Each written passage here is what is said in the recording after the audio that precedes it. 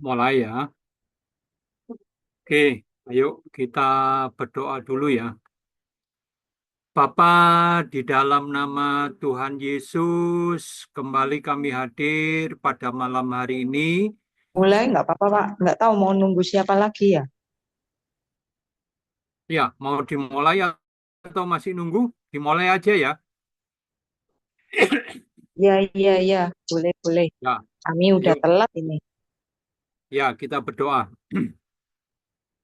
Bapa, di dalam nama Tuhan Yesus, kembali kami hadir pada malam hari ini. Segenap roh, jiwa, dan tubuh kami persembahkan ke dalam tangan-Mu. Pada malam hari ini, sungguh-sungguh kami mohon pimpinan dan bimbingan-Mu, Roh Kudus, karena dengan kami akan belajar kebenaran demi kebenaran firman-Mu. Biarlah hikmat pewahyuan yang datang dari Tuhan itu yang benar-benar menjamah atau menjawab setiap pelajaran demi pelajaran, sehingga kami mengenal, mengetahui apa yang menjadi kehendak-Mu di dalam setiap langkah kehidupan kami.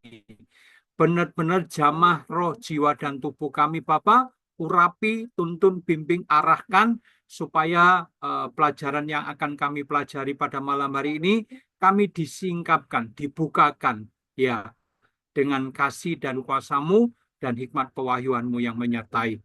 Ambil alih seluruhnya tanpa pengecualian, hamba-Mu hanya sebagai wadah menjadikan saluran berkat bagi anak-anak Allah yang mau mengikuti pemuritan pada malam hari ini.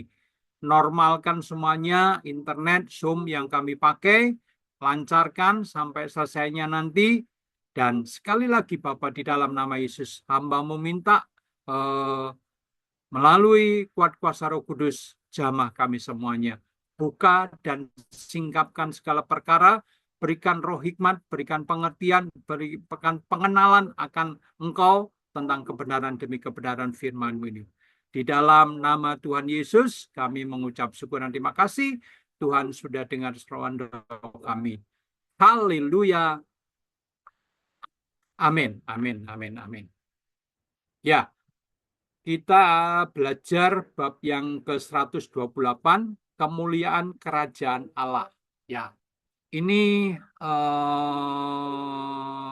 sangat penting ya, supaya kebenaran demi kebenaran ini terungkap, benar-benar kita ini sebagai anak-anak Tuhan ditunjukkan, dicelikan, atau mendapatkan pencerahan sesuai dengan kebenaran demi kebenaran firman Tuhan. Ini harapan Bapa kepada setiap anak-anak Tuhan. Ya, tapi pesan saya mewakili RTM, pelajaran pada malam hari ini jangan disebarkan dulu, jangan dikasih ke mereka-mereka yang masih menolak akan pelajaran demi pelajaran yang akan kita pelajari pada malam hari ini. Sebab kalau enggak, nanti wah ini sesat ini, RTM sesat ini. Kok ada ajaran itu? Kok mana kebenaran firmannya itu mana?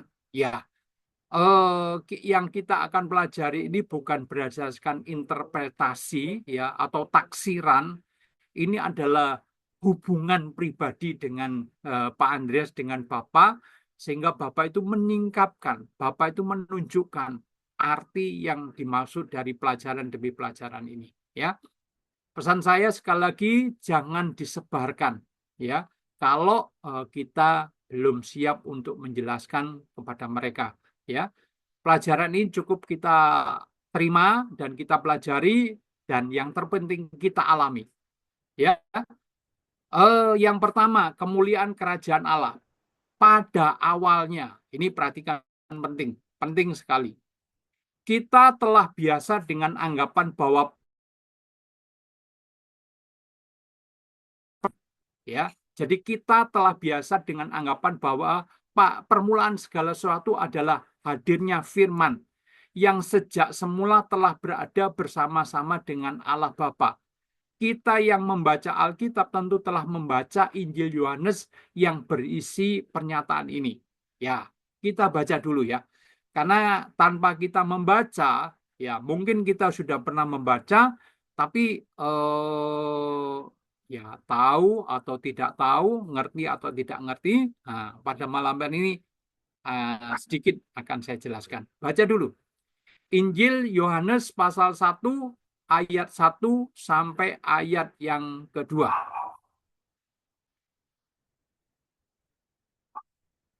Ayo, baca dulu. Injil Yohanes pasal 1 ayat 1 sampai ayat yang kedua. Yohanes 1 ayat 1 sampai 2. Pada mulanya adalah firman. Firman itu bersama-sama dengan Allah dan firman itu adalah Allah. Ia ada pada mula-mula bersama-sama dengan Allah. Segala sesuatu dijadikan oleh Dia, dan tanpa Dia tidak ada sesuatu pun yang telah jadi dari segala yang telah dijadikan. Ya, perhatikan ya. Pada mulanya adalah firman. Ya, pada mulanya adalah firman. Jadi pada mulanya adalah firman. Sebelum dunia ini jadikan, sebelum dunia ini ada atau belum terbentuk adanya dunia ini, nah Bapa itu sudah menciptakan firman, mengeluarkan firman. Ya, pada mulanya ada firman, mulanya ada firman. Firman itu bersama-sama dengan Allah dan firman itu adalah Allah. Ya, jadi eh, boleh saya katakan ini sebelum sebelum dunia dijadikan itu firman itu sudah ada. Ya, jadi pada mulanya ada firman. Firman itu bersama dengan Allah dan firman itu adalah Allah. Ayat 2. Ia pada mulanya bersama-sama dengan Allah. Ya, segala sesuatu dijadikan oleh Dia dan tanpa Dia tidak ada sesuatu pun yang telah jadi dari segala yang telah dijadikan. Ya, jadi di sini sekali lagi pada mulanya itu firman. Firman itu ada sebelum dunia dijadikan. Sebelum ada yang lain, firman itu sudah ada. Ya, firman itu sudah ada. Ya. Nah, terus ia pada mulanya bersama-sama dengan Allah. Jadi firman itu mulanya bersama-sama dengan Allah Bapa.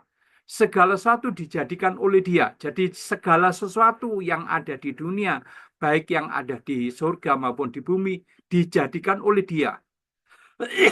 Tanpa Dia tidak ada sesuatu pun yang telah dijadikan dari segala yang telah dijadikan.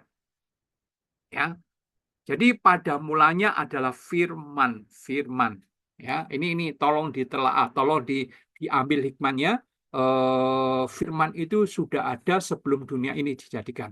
Ya, nah nanti bisa dibandingkan dan bila dibandingkan dengan Ibrani 1 ayat 5 sampai 6, nampak ini adalah peristiwa yang sama saat firman itu dilahirkan. Ya.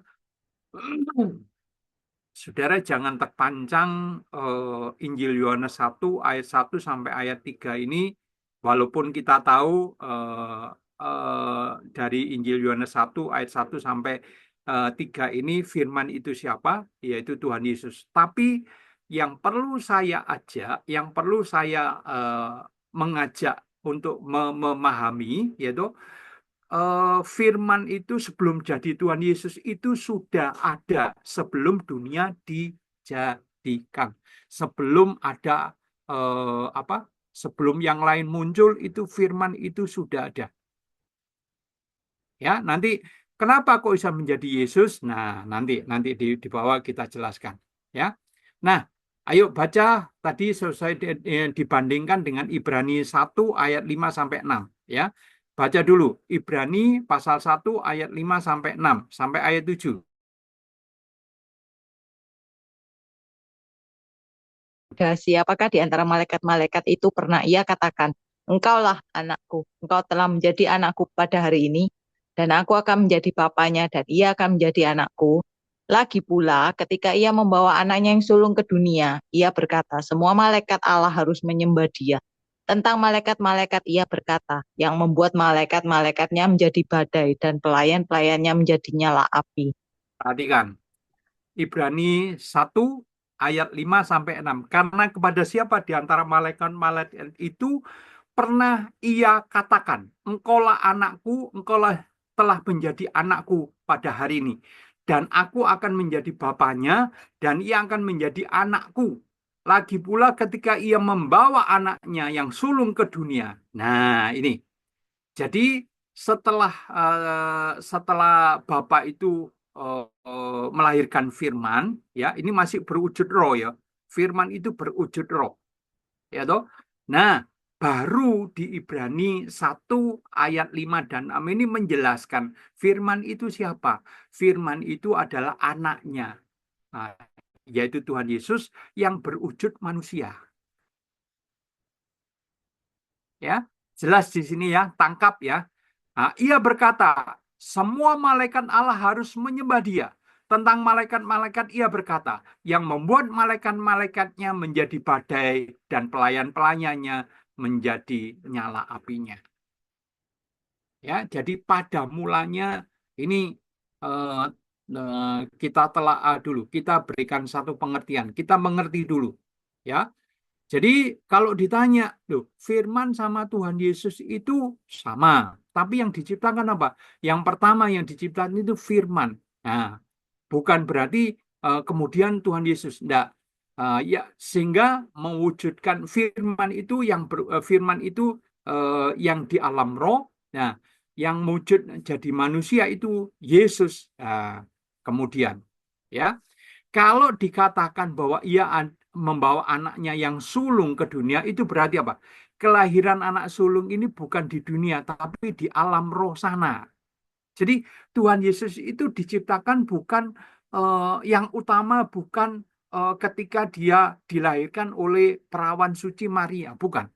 Tapi ia membawa anaknya yang sulung ke dunia, itu berarti kelahiran anak sulung ini bukan di dunia, tapi di alam roh sana, yaitu firman ini tadi. Ya. Jadi dalam anggapan kita awal dari segala sesuatu adalah ketika Allah Bapa melahirkan anaknya yang tunggal itu melalui firman yang ia ucapkan. Ya, jadi firman itu bukan dilahirkan, ucapkan, diucapkan oleh Allah Bapa ini. Pada hari ini aku melahirkan anakku dan lahirlah firman yang kemudian bernama Yehova dan turun ke dunia menjelma menjadi Yesus. Ya, saya ulangi lagi, saya ulang-ulang supaya kita lebih paham, lebih mengerti lagi. Ya, kalau dikatakan ia membawa anaknya yang sulung ke dunia itu berarti kelahiran anak sulung ini bukan dari dunia, tapi di alam roh sana. Ya, Injil Yohanes 1 ayat 1 pada mulanya adalah firman. Itu alam roh. Ucapan, firman itu ucapan. Ya. Terus dikatakan, jadi dalam anggapan kita awal dari segala sesuatu adalah ketika Allah Bapa melahirkan anaknya yang tunggal itu melalui firman yang diucapkan. Pada hari ini aku melahirkan anakku dan lahirlah firman yang kemudian bernama Yehova dan turun ke dunia. Jadi ketika firman itu turun ke dunia, menjelma menjadi Tuhan Yesus. Nah, turun ke dunia ini ya otomatis proses harus ada prosesnya ya. Nah, prosesnya melalui perawan suci Maria ini. Nah, saudara baca di kitab Injil Matius itu ya. Malaikat siapa itu? Malaikat itu berpesan hari ini engkau akan mengandung ya bayi kudus dari Bapa ya kelak kemudian akan kau memberi nama Tuhan Yesus. Jadi itu jelmaan sebetulnya. Jelmaan dari firman itu tadi.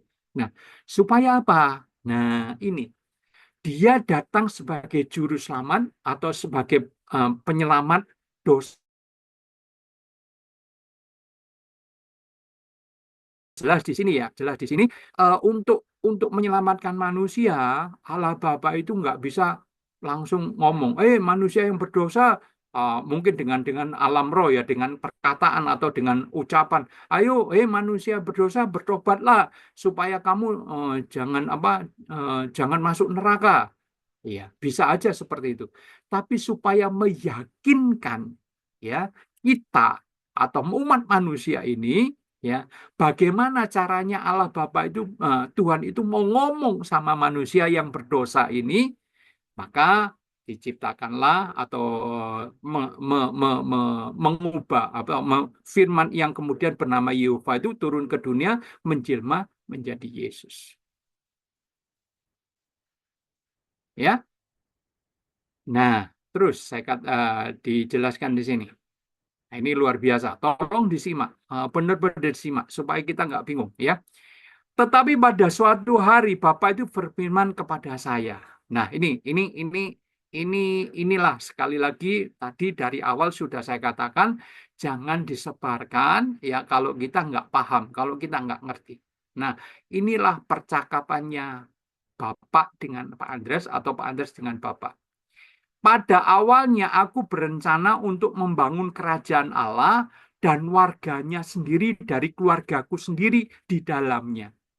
Aku ingin melihat mereka semua terlihat sama dengan anakku Yehova, tapi kurang daripadanya, eh,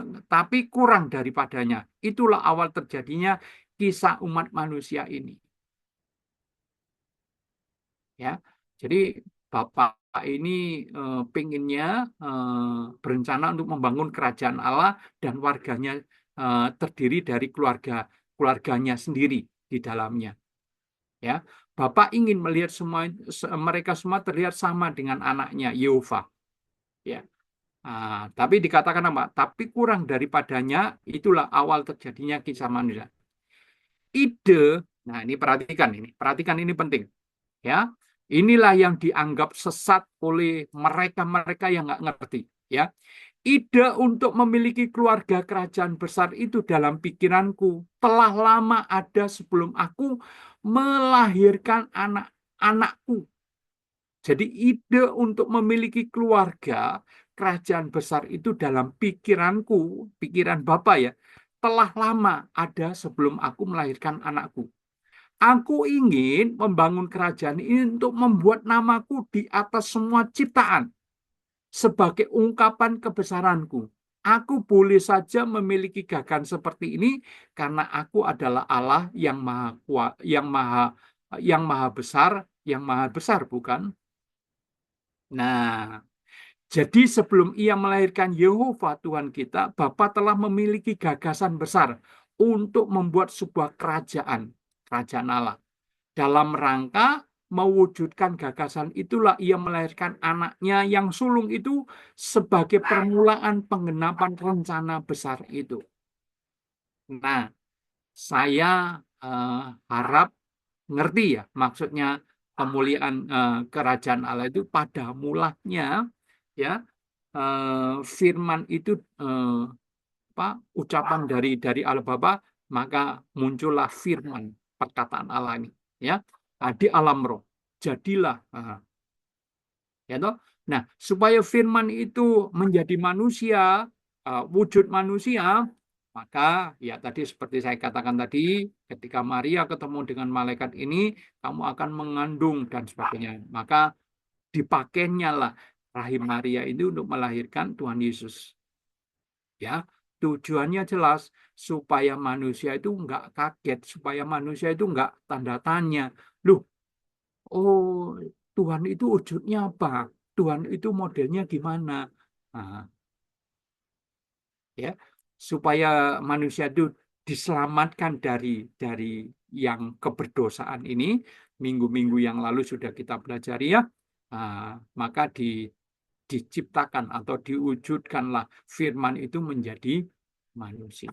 Itu pada awalnya. Ya, nangkap ya, ngerti ya. Nah, terus saya lanjutkan. Nah, ini yang kedua ini penting, saudaraku. Keluarga Elohim dan gambarannya. Ya, jadi pada awalnya Bapak itu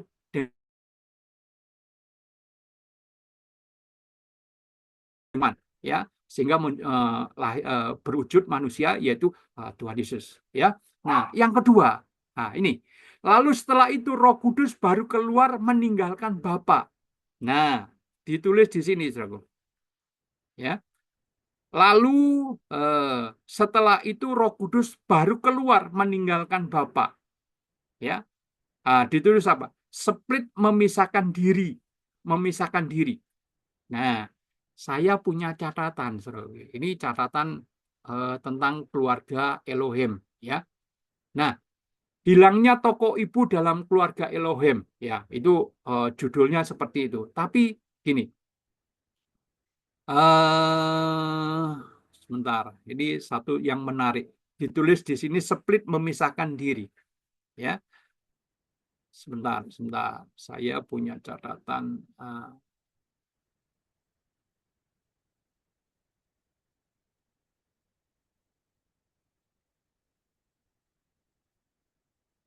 Ya, nggak usah bingung, nanti membingungkan ya. Nggak usah saya jelaskan itu. Tapi gini, keluarga Elohim itu dan gambarnya, ya. Lalu setelah itu Roh Kudus baru keluar meninggalkan Bapa, split memisahkan diri. Jadi gini, kalau Roh Kudus itu bukan diciptakan, bukan ucapan, tapi apa? Dari diri Bapa itu keluar, dari diri Bapa itu keluar. Nah, bicara mengenai keluarnya itu digambarkan gini, saudara. Ya, digambarkan gini. Tapi jangan diartikan, oh itu dicontohkan seperti ini, ya toh. Kita ini semua manusia ya. Ketika kita berolahraga atau kita dalam suhu panas ya, atau ruangan panas, sehingga kita kan merasa berkeringat gitu ya. Nah, dengan sendirinya keringat itu keluar keluar dari tubuh kita. Ya, air keringat itu keluar dari tubuh kita. Itulah yang digambarkan. Jadi apa? Roh Kudus itu keluar dengan sendirinya dari Bapa. Split memisahkan diri.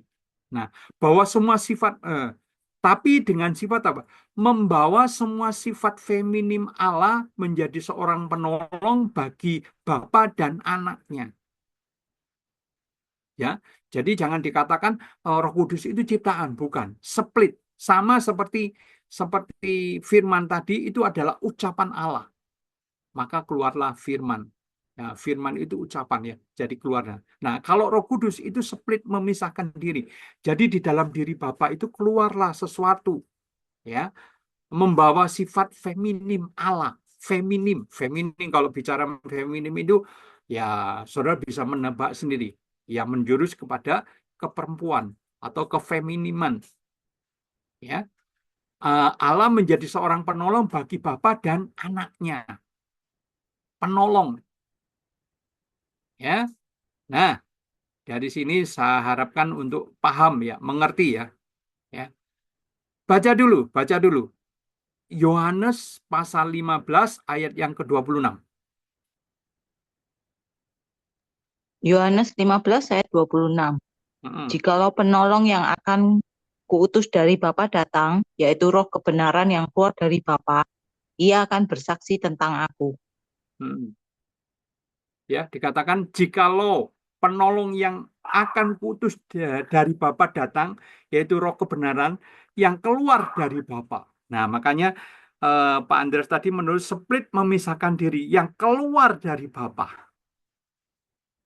Ya, waktu itu saya digambar keluar dari Bapak gimana, Pak? Nah, ibarat ketika kita dalam apa di ruangan yang panas atau lagi olahraga, secara otomatis keringat kita ini kan keluarlah keringat. Nah, digambarkan seperti itu. Ya, tapi jangan jangan disalahi. Oh, Roh Kudus itu keringatnya Allah Bapa, bukan, bukan, ya. Jadi gambarannya seperti itu, ya. Makanya ditulis di sini jika penolong yang akan kuutus dari Bapa datang, yaitu Roh kebenaran yang keluar dari Bapa. Split ya, ngerti ya? Ah, saya nggak bisa menggambarkan lebih lebih tajam lagi, tapi split memisahkan diri itu pasti sudah mengerti. Ia akan bersaksi tentang aku, ya.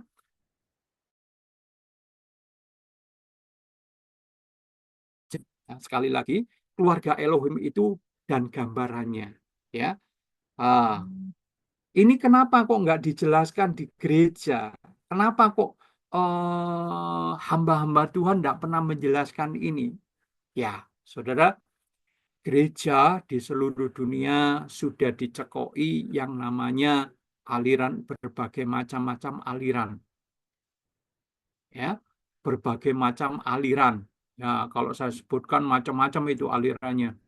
Ada sabalistisme, ada berawal dari monokotisisme, terus wah itu macam-macam sampai muncul yang namanya apa ya, aliran-aliran macam-macam.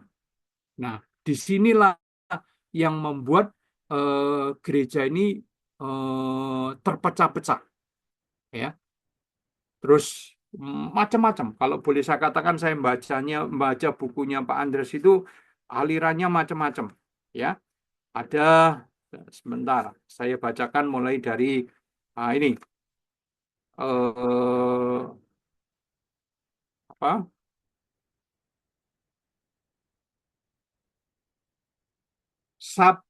Sabelialisme. Ah, ya. Terus apa lagi? Eh, Arianisme. Hmm. Terus ada lagi Konsili Nikea 325. Jadi ini membingungkan, Saudara. Mereka mencari siapakah Allah Tritunggal itu? Siapakah apa? Kok ada Allah Bapa, ada Tuhan Yesus, ada Roh Kudus. Wah, mereka bingung itu. Sampai sekarang, Saudara. Sampai sekarang ini eh, ya, saudara lihat bentrok, ya, sampai ya itu tadi, saudara sepupu kita, saudara Muslim bahas Tritunggal itu gimana kok Allahnya tiga dan sebagainya, ya. Jadi jujur aja, karena sudah dipatok, disahkan, yaitu tadi Nikia 325 itu, diakuilah yang namanya Tritunggal itu, ya. Nah, tadi dikatakan sekali lagi tentang keluarga Elohim ini. Nah, ini baru ketemu catatannya. Dikatakan ini, membawa semua sifat feminim Allah menjadi seorang penolong. Feminitas Roh Kudus. Untuk mengawali kata Ibrani untuk roh dalam Alkitab Ibrani adalah ruah, artinya nafas. Dan jenis kelaminnya adalah feminim. Feminim. Ya, jadi jangan feminim terus, oh ini perempuan. Enggak. Mempunyai sifat feminim. Juga dalam bahasa Yunani, logos adalah istilah maskulin untuk firman. Dan mitra kefeminimannya adalah sophia, yang berarti kebijaksanaan. Maka anak apabila anak adalah inkarnasi dari si logos, Roh Kudus dapat dianggap adalah hubungan dengan sophia, sehingga ia feminim. Untuk alasan ini dan lainnya, banyak orang Kristen dan kelompok-kelompok Kristen telah menganggap bahwa jenis kelamin Roh Kudus adalah feminim. Ya, jangan diartikan perempuan ya, tapi mempunyai sifat kefeminiman. Bertentangan dengan pandangan resmi gereja. Roh Kudus dianggap sebagai maskulin. Karena ketidakmengertian itu tadi. Beberapa orang Kristen awal ya, rupanya mengambil pandangan ini sebagai contoh. Injil Thomas ya, ada Injil Thomas ayat 101 berbicara tentang Roh Kudus sebagai ibu yang sebenarnya dari Yesus, dan Injil orang Ibrani yang merujuk kepada ibu saya, Roh Kudus. Nah, kutipan dari Injil Ibrani pada titik ini munculkan dalam tulisan apa ini? Saya nggak ngerti. Yang nampak menerima. Nah, dokumen Syria yang apa itu, yang tetap berada saat ini di gereja ortodoks Syria mengacu pada Roh Kudus sebagai feminim, karena dari bahasa Arab yang asli kata roh berjenis kelamin feminim. Kristen Koptik juga melihat Roh Kudus sebagai ibu sementara mengakui dua tokoh lain dari Trinitas sebagai Bapa dan Anak.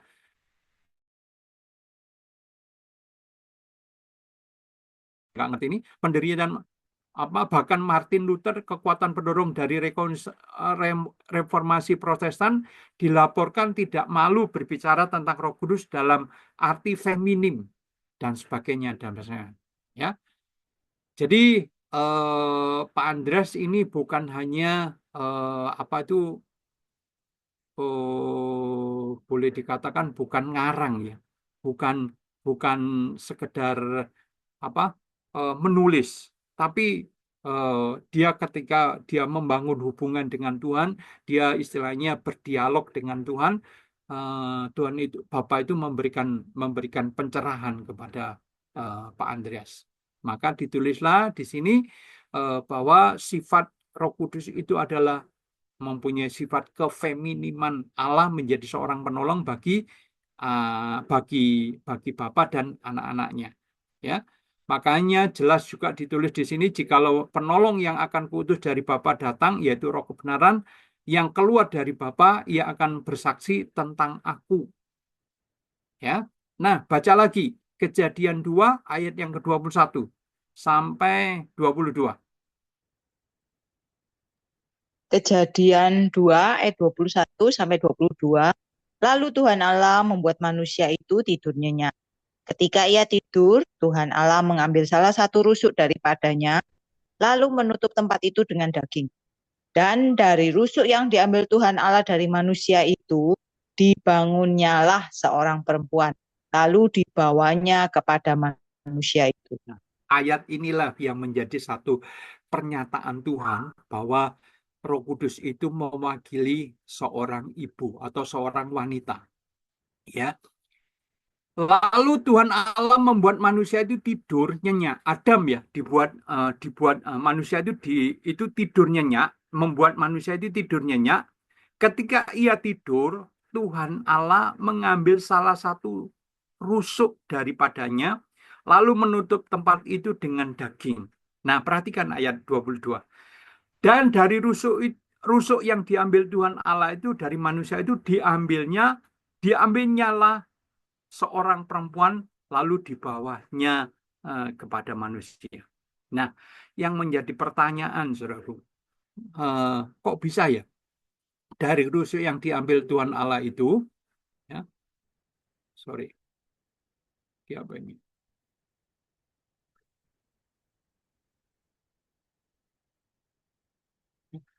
Dari rusuk yang diambil Tuhan Allah itu dari manusia itu dibangunnya lah seorang perempuan. Artinya apa? Dibentuklah seorang perempuan. Nah, hikmahnya dari mana? Contohnya ini dari mana? Ayo, eh, ada yang bisa jawab? Contohnya Tuhan itu membentuk seorang perempuan dari mana?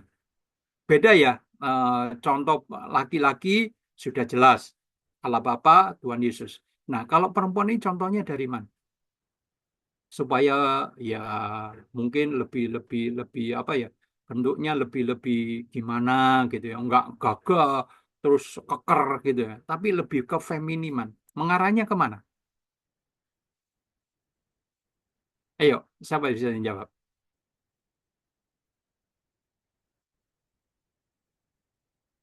Dibangunnyalah seorang perempuan lalu dibawanya kepada. Nah,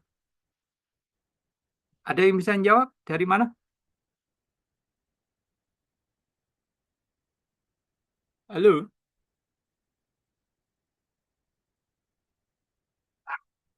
halo. Nggak tahu, Pak, dari mana, Pak? Loh, Dari Roh Kudus. nah, jadi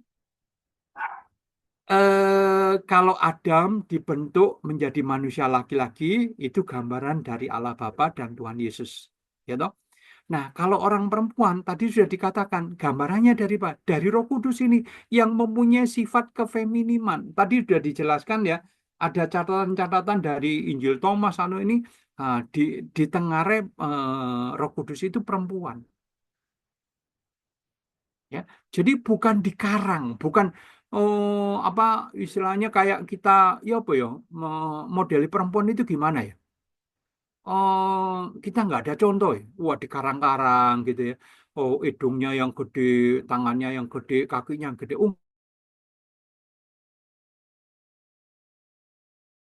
Gambarannya itu sudah ada roh modelnya, yaitu Roh Kudus ini. Gitu. Maka ketika manusia itu si Adam ini butuh pendamping, ya, ketika dia lihat, oh burung-burung kok ada pasangannya ya, binatang-binatang kok ada pasang, ada laki, ada perempuan. Oh, burung ada burung laki, ada burung perempuan. Nah, manusia ini istilahnya Tuhan itu menggoda si Adam. Loh, aku kok sendiri ya, kok nggak punya pasangan ya? Gimana supaya aku punya pasangan? Makanya lalu Tuhan Allah membuat manusia itu tidur nyenyak. Ketika ia tidur, Tuhan Allah mengambil salah satu tulang rusuk daripadanya, lalu menutup tempat itu dengan daging, dan dari rusuk yang diambil Tuhan Allah dari manusia itu dibangunnya lah seorang perempuan.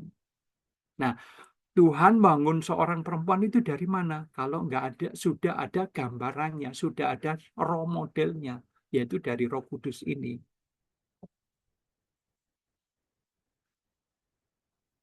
Ya, nah, jadi kalau boleh saya katakan tadi, kalau boleh saya katakan di sini, judulnya Keluarga Elohim. Jadi yang di sana keluarga kerajaan sorga ini atau keluarga Elohim ini ada bapak, ada anak, ada ibu.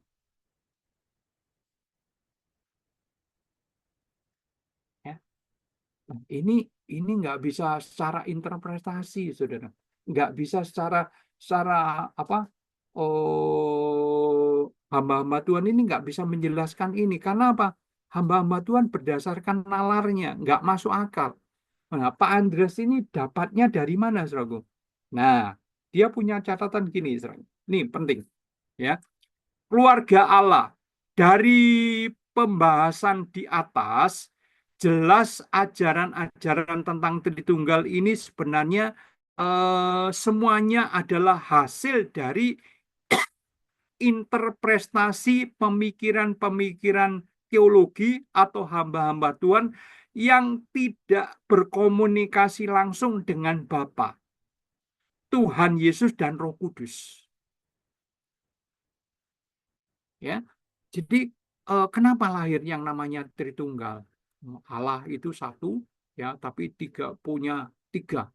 Ada panas, ada cahaya.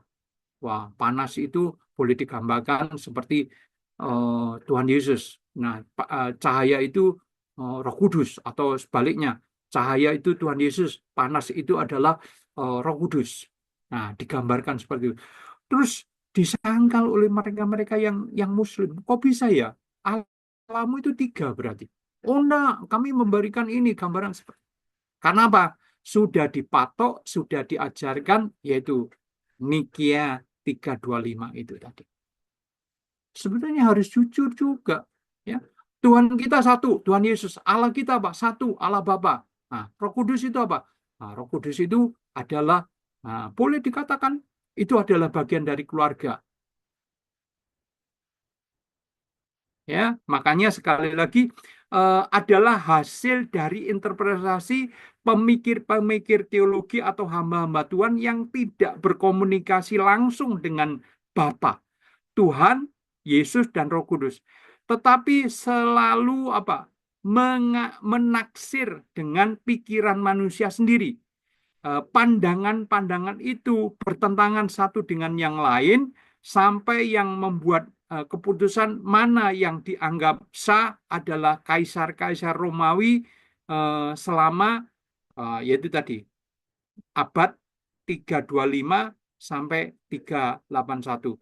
Ketika masalah Trinitas diperdebatkan, bapak-bapak gereja itu bertengkar terus-menerus, berpolitik di dalam pengajaran gereja, pecat memecat dan bahkan sampai kepada pembunuhan. Nah, selama lebih kurang 250 tahun. Wih, ngeri, saudara. Dengan adanya membahas tentang Tritunggal ini, ya, Oh, ngeri, saudaraku. Bapak-bapak gereja itu saling pecat memecat. Oh, sesat kamu. Oh, nggak benar kamu. Bukan hanya itu, saling bunuh-membunuh, saudara. Bayangkan, selama 250 tahun. Saya bisa membayangkan, atau tanya sama sama Tuhan sendiri, atau ya itu tadi mengadakan doa puasa gitu ya, tanya sama sama Tuhan, Tuhan ini gimana sih tentang Tritunggal ini? Nah, makanya di RTM ini disebutkan sekali lagi keluarga Elohim itu terdiri dari ada bapak, ada anak, ada ibu. Itu keluarga. Ya, disebut satu keluarga kan ada bapak, ada anak, ada ibu kan? Satu keluarga. Ya. Nah, dijelaskan juga di sini sekali lagi ada persamaan antara terbunjuknya perempuan bagi Adam dengan terbunjuknya Roh Kudus dalam keluarga Elohim. Bukan? Hawa adalah gambar dari Ibu Roh Kudus di surga. Dengan demikian terbentuklah keluarga oleh Elohim di surga. Jadi ketika Tuhan itu Bapak itu ingin membentuk satu kerajaan di kerajaan ini atau keluarga ini sudah membentuk dulu ada bapak, ada anak, ada ibu atau ada bapak, ada ibu, ada anak. Itu satu keluarga. Terus menciptakan yaitu makanya Adam dan Hawa berikut anak-anaknya. Itu satu keluarga. Makanya dengan demikian terbentuklah keluarga Elohim di surga sebelum surga, langit dan bumi dibentuk. Dan setelah mereka berkumpul, Bapa berkata kepada keluarganya. Nah, perhatikan di sini. Baru kita akan mengerti, saudara. Baca, baca. Kejadian pasal 1 ayat 26 sampai 28. Kejadian 1 ayat 26 sampai 28. Berfirmanlah Allah, baiklah kita menjadikan manusia menurut gambar dan rupa kita, supaya mereka berkuasa atas ikan-ikan di laut dan burung-burung di udara, dan atas ternak, dan atas seluruh bumi, dan atas segala binatang yang melata dan yang merayap di bumi. Maka Allah menciptakan manusia itu menurut gambarnya, menurut gambar Allah diciptakannya dia laki-laki dan perempuan diciptakannya mereka. Allah memberkati mereka, lalu Allah berfirman kepada mereka, beranak cuculah dan bertambah banyak, penuhilah bumi dan taklukkanlah itu. Berkuasalah atas ikan-ikan di laut dan burung-burung di udara, dan atas segala binatang yang merayap di bumi. Ya, perhatikan ya, ayat per ayat ya dari sini ya. Tadi sudah dikatakan di sini ya, demikianlah terbentuk keluarga Elohim di surga. Sebelum surga, langit dan bumi dibentuk. Ya, nah Kejadian 1 ayat 26 berfirman Allah, baiklah kita menjadikan manusia menurut gambar dan rupa kita. Rupa kita. Ini satu keluarga, keluarga Elohim. Ya, ada bapak, ada ibu, ada anak. Ya, supaya mereka berkuasa atas ikan-ikan di laut dan burung-burung di udara dan atas ternak dan atas seluruh bumi dan atas segala binatang melata yang merayap di bumi. Maka Allah menciptakan manusia menurut gambarnya. Nah, menurut gambarnya, menurut Bapa dan anak. Nah, laki-laki ya. Makanya, maka Allah menciptakan manusia menurut gambarnya, menurut gambar Allah. Diciptakannya, diciptakannya dia, laki-laki dan perempuan, diciptakannya mereka.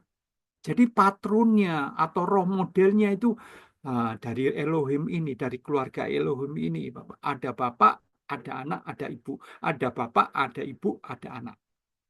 Keluarga Elohim. Nah, terus perintahnya apa, saudaraku? Allah memberkati mereka, lalu Allah berfirman kepada mereka, beranak cuculah dan bertambah banyak. Penuhilah bumi dan taklukkan itu. Berkuasalah atas ikan-ikan di laut dan burung-burung di udara dan atas segala binatang yang merayap di bumi. Untuk apakah Elohim membuat gambar yang serupa dengan gambar dan rupanya? Nah, untuk apakah? Sekali lagi ya, saya ulangi lagi. Untuk apakah Elohim membuat gambar dan yang serupa dengan gambar dan rupanya? Jelas untuk membuat dirinya dikenal oleh mereka yang belum pernah melihat mereka, bukan? Ya, jadi jelas untuk membuat dirinya dikenal oleh mereka yang belum pernah melihat mereka, bukan? Sebuah ini sederhana sekali. Tetapi karena ada kesalahan konsep dalam teologi orang Yahudi, maka semua orang teologi di dalam gereja Tuhan Yesus juga ikut-ikutan salah menaksirkan. Gitu loh. Iya, yuk gimana ya untuk menggambarkan Allah itu gimana ya? Oh, terciptalah Allah Tritunggal. Hmm. Nah, ini, ini tolong diperhatikan ya. Kenapa tadi saya katakan jangan disebarkan? Kenapa? Jujur, saudaraku, ini bertentangan dengan Nikia 325 itu tadi. Ya, dia nggak mengakui ada Allah, ada Bapak, ada anak, ada ibu, atau ada Bapak, ada ibu, ada anak. Nggak mengakui. Makanya ketika ditanya, Allah itu gimana sih gambarannya Allah? Ya itu, Allah itu satu, ya tuh, tapi punya pesona, ya punya terang dan punya apa hawanya panas atau hawanya apa pancaran. Nah, itu membingungkan. Kenapa dia nggak berani mengatakan bahwa Allah itu ada Allah, ada Bapa, ada Ibu, ada anak. Wah, itu tambah tambah anu ya. Karena nah ini tadi ditulis gini ya. Sebuah gambaran dibuat agar mudah mengenali hasil ini sederhana sekali. Tapi karena ada kesalah konsep dalam teologi yang orang Yahudi, nah orang Yahudi ini menganut bukan Allah ada bapak, ada anak, ada ibu, bukan. Orang Yahudi ini sampai sekarang menganut monoteisme. Jadi Allah itu satu, Tuhan itu satu.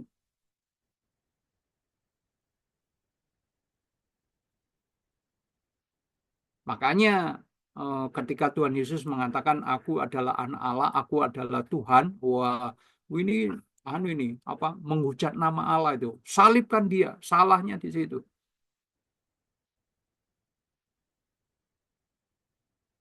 Ya.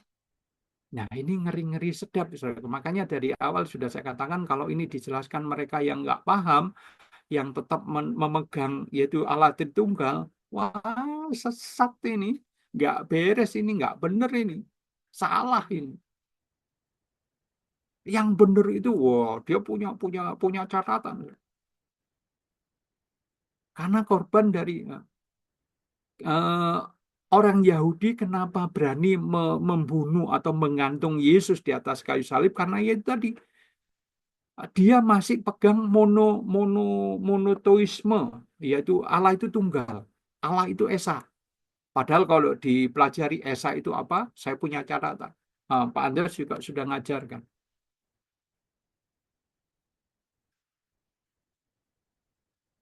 Nah, maka semua orang teologi di gereja, di dalam gereja Tuhan Yesus Kristus juga ikut-ikutan salah menafsirkan. Ya, kalau manusia dibuat menurut gambar dan rupa keluarga Elohim, kita yang belum pernah melihat Allah, yang berdiam dalam terang yang tidak terhampiri itu dapat membayangkan bahwa di sorga tentu Allah itu serupa sebuah keluarga. Ya, jadi nggak salah, Saudara. Nggak salah kalau kita nggak ngerti, nggak pernah memahami untuk ingin mengetahui Allah itu seperti Bapa, seperti apa, yaitu seperti keluarga. Ada Bapak, ada Ibu, dan ada anak, yakni keluarga Elohim itu tadi. Orang Yahudi salah mengerti bahwa Allah hanya satu. Yang satu itu Tuhan Allah atau Yehova Elohim. Sedangkan kata Elohim itu adalah nama majemuk dari Eloa. Kata Eloa dipakai untuk sebutan Bapa Surgawi. Maka muncullah seksi Yehova, ya menyatakan dia nggak mengakui Yesus sebagai Tuhan, enggak. Yesus itu sebagai ciptaan, ya. Maka seksi Yehova. Nah, Tuhanmu itu siapa? Ya Yehova. Padahal Yehova itu menurut kepada nama Yesus, Yehova. Sama seperti orang Israel, bangsa Israel yang belum percaya Yesus, ya Yehova, YHWH,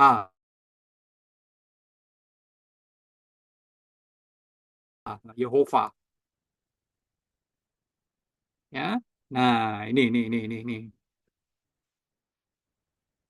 ya.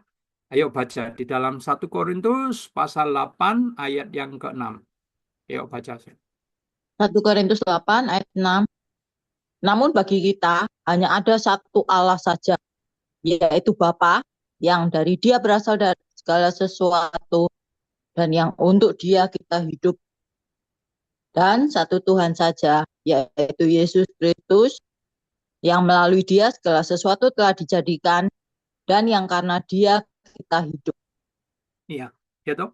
Sudah ditulis ya di dalam 1 Korintus 8 ayat 6. Namun bagi kita hanya satu Allah saja, yaitu Bapa.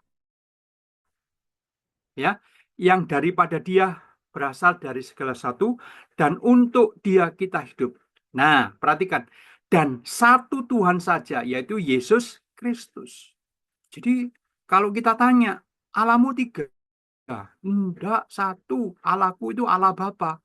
Loh, Tuhanmu? Ya Tuhan Yesus Kristus. Loh, Tuhan Yesus sama sama Allah Bapa itu beda, berani. Kalau kita berani mengatakan ya beda. Tapi kalau saudara nggak berani ya ya sudah, nggak jangan mau diajak berdebat. Gitu. Tapi ini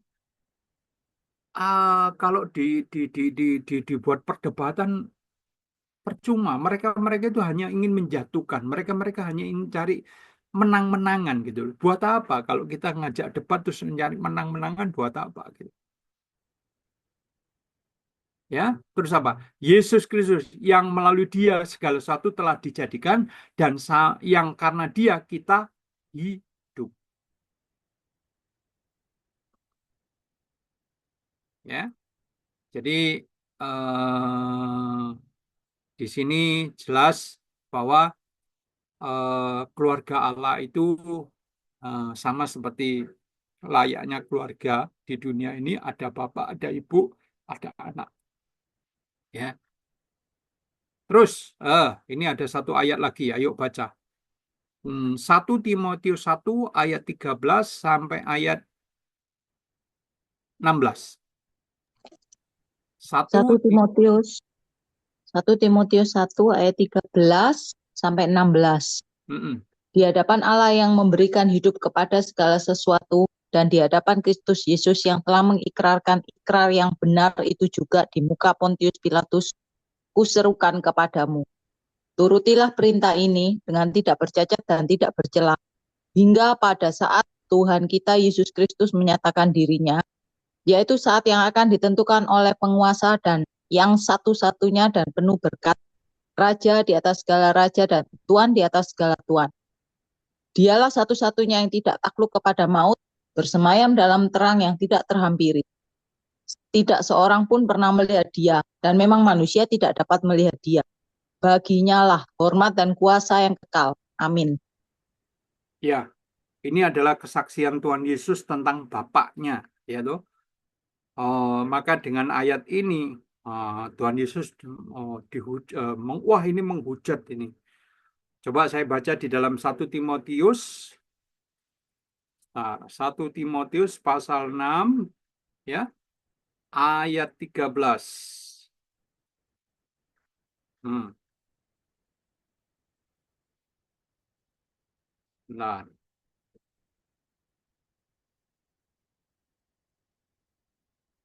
nah, bahasa sehari-harinya lebih jelas, saudaraku. Saya bacakan gini, saudaraku. 1 Timotius 6 ayat 13 ya, dikatakan gini. Dan sekarang di hadapan Allah yang memberikan nyawa kepada segala sesuatu dan di hadapan Kristus Yesus yang memberikan kesaksian yang benar kepada Pontius Pilatus, saya minta ini daripadamu. Taatilah semua perintah itu secara murni dan tanpa celah sampai hari Tuhan kita Yesus Kristus datang kembali. Ya, kedatangannya akan ditentukan pada waktu yang tepat oleh Allah sendiri, ya, oleh Allah Bapa sendiri.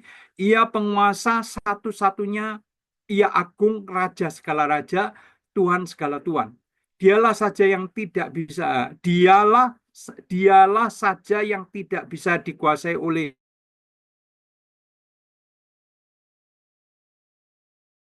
kematian, ya. Ia hidup di dalam cahaya yang tidak dapat didekati oleh siapapun juga. Tidak ada seorang manusia pun yang pernah melihatnya.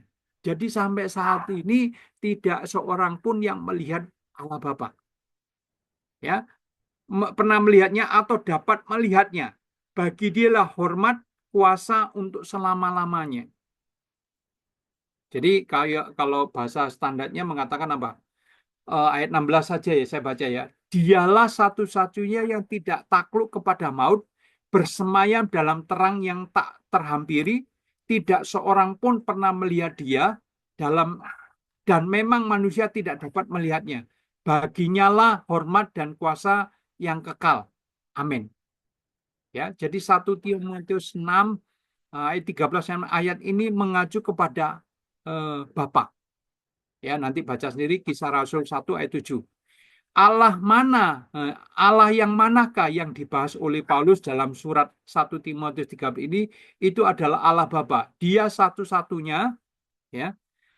Allah yang mana yang dibahas oleh Paulus dalam surat 1 Timotius 1 ayat 3 ini? Itu adalah Allah Bapa. Dia satu-satunya yang tidak pernah takluk kepada maut bersama Roh Kudus tentunya. Ya. Jadi apa yang disaksikan oleh Tuhan Yesus itu ya benar adanya, saudaraku. Ada Bapa, ada Ibu, ada anak. Ya, ada Allah Bapa, ada Allah Anak, ada Allah Roh Kudus. Ya, tapi kalau ditanya sekali lagi, sebutkan 1 Korintus 8 ayat 6. Ada Allah satu saja, yaitu Bapa. Dan yang dari dia berasal segala sesuatu dan untuk dia kita hidup. Dan satu Tuhan saja, yaitu Tuhan Yesus Kristus. Jadi paham ya di sini ya. Nah, saya langsung masuk yang ketiga. Kerajaan bumi juga model kerajaan Allah. Kerajaan di bumi adalah model kerajaan Allah. Kerajaan di bumi sebenarnya hanyalah sebuah model kerajaan Allah yang besar di masa depan, anakku. Ya, aku membuat model dan kemudian membuat yang asli di masa yang akan datang. Seperti anakku, ia bereksperimen untuk membuat kreasi pertama di bumi menggunakan berbagai macam hewan sebagai model untuk kemudian melakukan yang sempurna di dalam bentuk manusia. Jadi kerajaan bumi ini adalah model kerajaan Allah. Ya. Ayo baca ayatnya di dalam Markus 1 ayat 15. Markus 1 ayat 15 katanya, saatnya telah genap, kerajaan Allah sudah dekat. Bertobatlah dan percayalah kepada Injil. Ya, jadi kerajaan di bumi juga model kerajaan Allah. Jadi saatnya telah genap, kerajaan Allah sudah dekat. Bertobatlah dan percayalah kepada Injil. Terus Markus 1 ayat 14 sampai 15. Markus 1 ayat 14 sampai 15. Sesudah Yohanes ditangkap, datanglah Yesus ke Galilea memberitakan Injil Allah. Katanya, saatnya telah genap, kerajaan Allah sudah dekat. Bertobatlah dan percayalah kepada Injil. Ya, jadi sesudah Yohanes ditangkap, datanglah Yesus ke Galilea memberitakan Injil Allah. Katanya, saatnya telah genap, kerajaan Allah sudah dekat. Bertobatlah dan percayalah kepada Injil.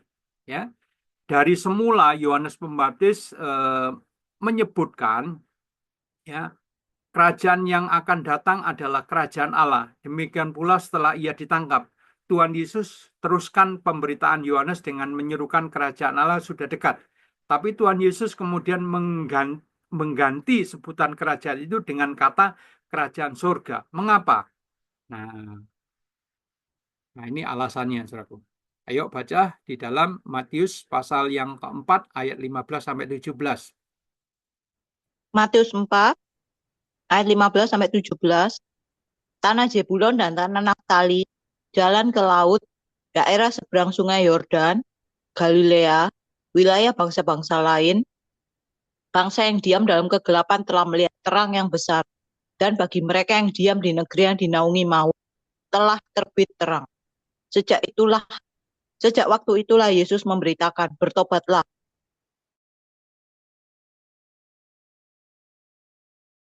sebab kerajaan surga sudah Ya, dekat. jadi ini alasannya ya. Dari semula Yohanes Pembaptis menyebut kerajaan yang akan datang adalah kerajaan Allah.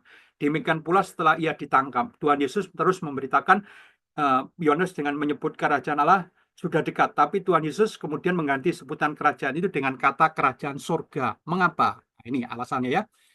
Sudah ditulis di dalam Matius 4 ayat 5. Tanah Zebulon dan tanah Naftali, jalan ke laut, daerah seberang sungai Yordan, Galilea, wilayah bangsa-bangsa lain. Bangsa yang diam di dalam kegelapan telah melihat terang yang besar. Bagi mereka yang diam di negeri dinaungi maut telah terbit. Nah, sejak waktu itulah Yesus memberitakan bertobatlah sebab kerajaan surga sudah dekat. Nah, dijelaskan di sini kerajaan surga adalah kerajaan di atas bumi, ya. Kerajaan surga adalah kerajaan di atas bumi ini, tetapi yang tunduk kepada pemerintahan di surga.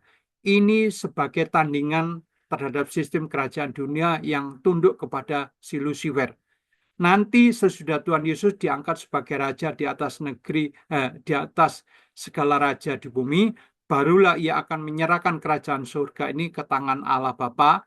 Namanya akan berubah lagi menjadi kerajaan Allah. Kerajaan Allah lebih besar dari kerajaan surga, karena kemudian mencakup semua bagian yang di luar kerajaan yang ada di bumi ini. Ya, jadi itulah maksud dari penjelasan tentang pelajaran malam hari ini, yaitu tentang kemuliaan kerajaan Allah ini. Ya, dari awal Tuhan sudah menyatakan, Bapa menyatakan uh, dia sudah melahirkan anaknya, yaitu di alam roh, yaitu berupa firman. Ya, nah, supaya manusia itu supaya meyakinkan manusia lebih lebih lebih supaya manusia itu yakin bahwa Tuhan itu Allah Bapa mempunyai maksud, mempunyai visi misi untuk menyelamatkan manusia. Firman itu uh, di, di, dirubah menjadi manusia, yaitu melalui proses kelahiran, yaitu lahirlah Tuhan Yesus. Ya, nah, kalau ditanya Roh Kudus itu dari mana? Sekali lagi itu adalah seplitan atau memisah eh, Bapa melalui Bapa split memisahkan diri membuat sehingga lahirlah yang keluarlah yang namanya Roh Kudus yang punya sifat kefeminiman itu. Nah, tujuannya apa? Jelas Bapa ingin memperkenalkan bahwa Bapa, Anak, dan Roh Kudus itu adalah sebuah keluarga, gambaran dari sebuah keluarga. Ada Bapa, ada Ibu, ada anak. Ya, saya berhenti sampai di sini dulu, ya, karena kalau saya lanjutkan, apalagi bab yang keempat ini sempurna karena belajar. Terus apalagi dikatakan ya, takhta Daud, dan ayat yang bab yang keenam ini bicara mengenai apa? Tiba kesudahannya. Wah, nanti tambah bulat, tambah ruwet, ya. Sampai di sini ada pertanyaan, silakan bicara mengenai keluarga Allah ini.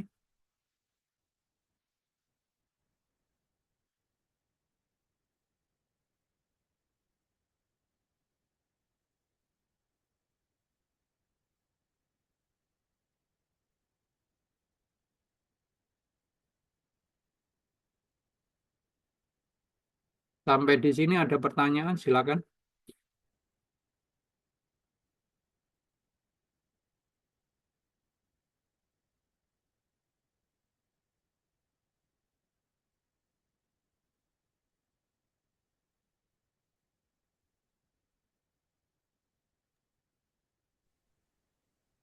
Berarti kesimpulannya eh,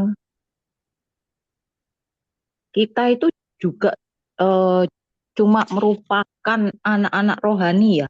Maksudnya anak-anak dalam roh gitu ya. Kalau mereka itu Allah Bapa, Allah Tuhan Yesus dan Allah Roh Kudus eh, merupakan gambaran di sorga, berarti implikasinya kita mesti gimana ini, Pak? Nah, jadi kalau ada pertanyaan, Allah itu seperti keluarga. Ya, ada bapak, ada ibu, ada anak. Loh kok bisa? Nah, bisa dijelaskan. Ya, pada mulanya Allah Bapa itu berfirman, mengucapkan. Nah, ucapan itulah firman. Nah, itu yang terjadi di alam roh. Gitu loh. Nah, eh, firman itu supaya dipahami lebih jelas lagi, tujuannya untuk menyelamatkan orang yang berdosa. Siapa orang berdosa? Kita ini semua. Loh, kenapa berdosa? Karena ya dari dosa turunan itu Adam dan Hawa melanggar sehingga keturunannya berdosa. Loh, untuk supaya diselamatkan gimana? Nah, kalau melalui firman yang di alam roh orang nggak kenal, orang nggak tahu, pasti tanda tanya siapa itu. Ya, ada suara tapi tidak ada rupa. Nah, untuk supaya ada suara tapi ada rupa, maka Tuhan itu dilahirkan. Nah, berubah wujud menjadi manusia, tapi dengan proses dilahirkan, yaitu melalui perawan suci Maria. Ada ayatnya kan, Ciami bisa ceritakan di Matius itu. Gitu. Oh, oke oke oke oke. Berarti arahnya ke sana ya supaya kita menjadi anak-anak Allah. Keluarga, Oh, keluarga Allah. Jadi ini karena ini sebenarnya penjelasan ini berhubungan dengan Ciami pasti sering deh. Allah Tritunggal, Allah Tritunggal. Pernah dengar ya? Ajaran Allah Tritunggal itu pernah dengar ya? mm-mm, mm-mm. Nah, itu kan membingungkan. Penjelasan pendeta-pendeta itu eh, ada yang mengatakan ini, ada tangga, pasti ada anak, tau? Anak tangga. Nah, anak tangga itu ya ada yang jelaskan seperti itu. Ada setrum. Nah, setrum itu berasal dari listrik. Setrumnya itu eh, yang disebut setrum pasti ada apa dari listrik dan sebagainya dan sebagainya. Ada lampu. Lampu itu bicara mengenai Allah Bapa. Lampu itu ada sinarnya, ada cahayanya dan sebagainya. Itu membingungkan gitu. Kenapa kok nggak ngomong Allah itu seperti keluarga, ada bapak, ada ibu, ada anak. Gitu loh. Nah, kenapa mereka-mereka menjelaskan seperti itu? Allah Tritunggal, Allah itu satu, tapi punya tiga pesona, punya tiga pesona, punya tiga aura. Ada cahaya, ada panasnya, ada ada ada terangnya. Wah, karena terikat dengan konseli 325 ini sudah diputuskan tidak boleh dilanggar itu, kalau dilanggar nanti kena sanksi, gereja itu akan kena sanksi gitu loh. Ya, karena itu sudah aturan dan itu sudah disahkan oleh bapak-bapak gereja, ya semua gereja harus mengakui itu Allah Tritunggal itu gitu loh, Ci Ami. Kalau enggak, disuspend itu gerejanya. Oh, ini aliran enggak sesuai dengan Nikia 325. Enggak boleh berdiri, sesat ini. Gitu. Mau enggak mau. Nah, kenapa Nikia 325 terwujud? Karena yaitu tadi, dia merunut ke ajaran orang-orang Yahudi yang monoteisme gitu loh. Allah itu tidak beranak. Anak Allah itu ya ya tunggal gitu loh.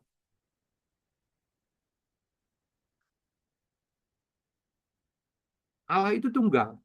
Anak itu tidak beranak. Nah, kalau kita membaca-baca Alkitab, di Alkitab kita kan, ya itu tadi terjadi kan, eh apa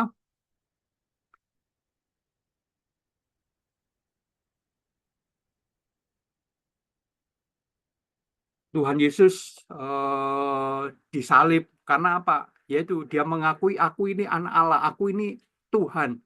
Wah, ini menghujat nama Allah ini. Ini menghujat Tuhan. Nah, kalau lihat ceritanya kan seperti itu. Cuma ya itu tadi pesan saya, pesan saya kalau ketemu dengan orang-orang itu, oh ini lihat ini bicara mengenai Tritunggal. Kita tanya, kalau menurut kamu Tritunggal itu apa? Oh, aduh ini gini. Nah, sudah.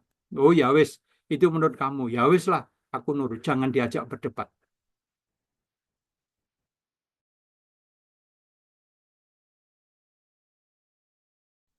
Jangan diajak berdebat.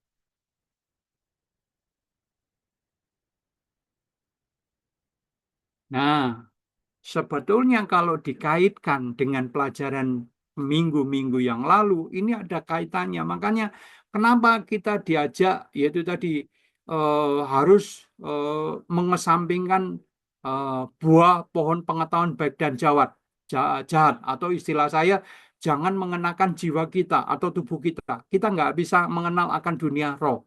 Nah, kita harus mengaktifkan manusia roh kita, yaitu utamanya intuisi kita. Ini ada kaitannya.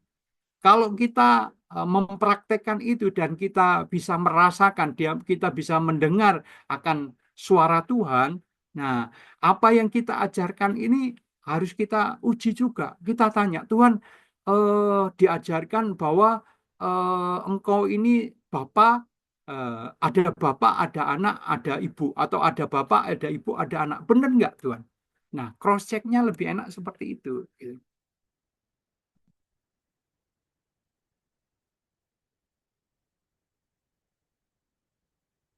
Ya. Kalau kita dapatkan dari Allah Bapa, dari Tuhan itu sendiri, pernyataannya jauh lebih enak. Makanya Pak Andres mendapatkan itu sendiri dari Bapak ketika dia chattingan dengan Bapak itu.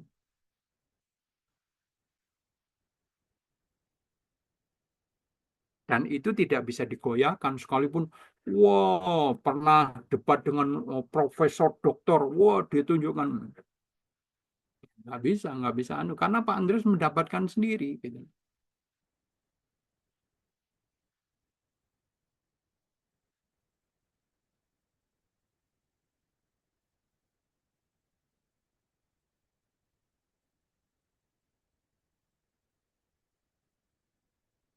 Ayo, lagi ada pertanyaan, silakan.